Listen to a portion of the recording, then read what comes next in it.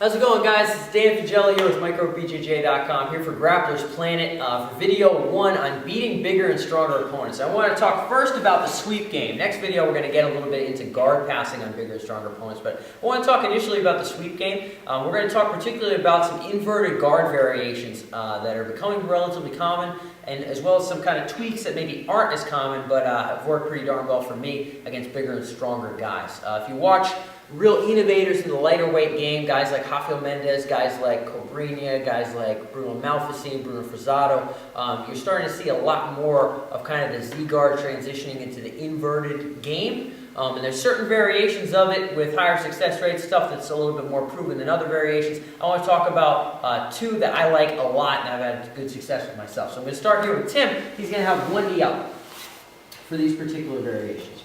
The first of which I'm going to work towards Tim's back. So the way I enter this position is important. I get a grip on the outside of Tim's knee, and I'm going to slide in like so. And as I slide in with my hip, so I might be bracing away this far knee here, I'm going to slide in, and as I do so, this foot of mine is going to cup behind the back of his thigh.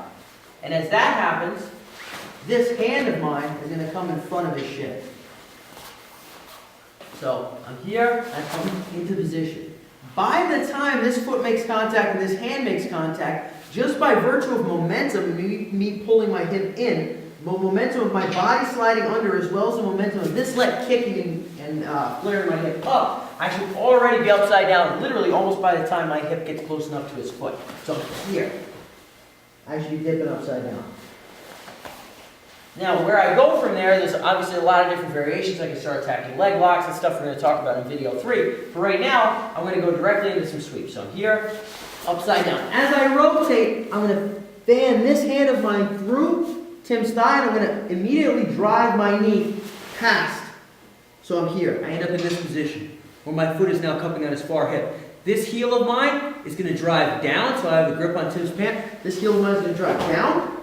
As this heel drives down, I'm going to now sink this leg as a hook, grabbing at Tim's belt, prying myself up to my knees, setting through for position, and working for my choke from there. So we'll go over that one more time. Tim's got one knee up. I come up, dip through. I need to chop this down as I have a grip on either his gi pan here. I might have the belt in this hand already. Drive, pull myself up, sink my hook, start working for my attacks. Now, we'll talk also about turning that into another sweep variation, which ends up being a little bit more like X-guard.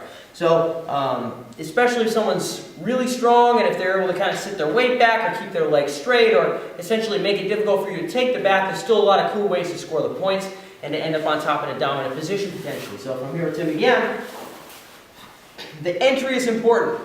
I can't be here, I don't feel comfortable being within range and then going for a sweep.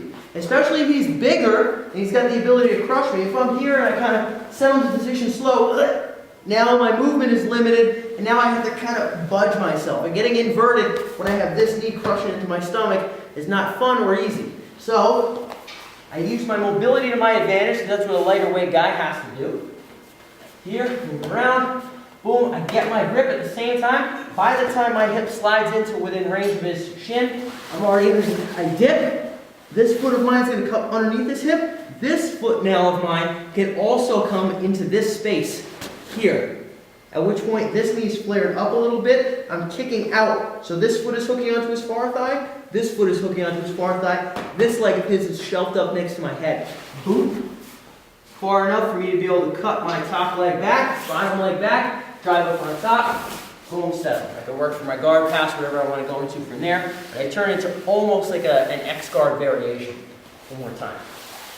I start from range, I maintain my distance, whatever I'm doing, and now I come in with initiative with my guard pull. Not just to take bottom and get crushed, but to be halfway into a sweep, if not 3/4 of the way into the sweep, by the time we make contact. Bang! I'm here, foot comes through, live, top position. I can work stack passes, whatever other variations I want to go into from there. That's just a couple of the more modern game sweeps that I think are particularly more effective for a smaller grappler against a bigger grappler. So I hope you guys like this stuff here at Grappler's Planet, and look forward to next week where we're going to start talking about passing the guard of a bigger and stronger opponent as well.